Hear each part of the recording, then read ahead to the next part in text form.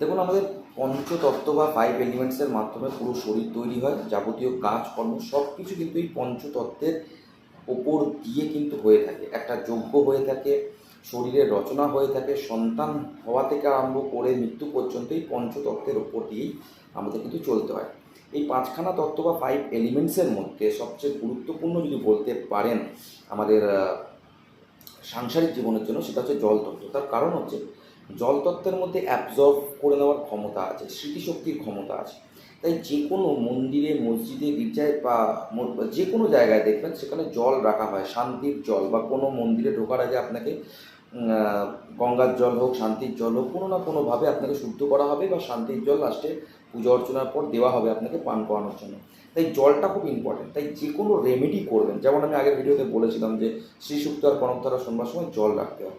শোনা হয়ে যাওয়ার পর ওই গ্লাসের জলটা পুরো খেয়ে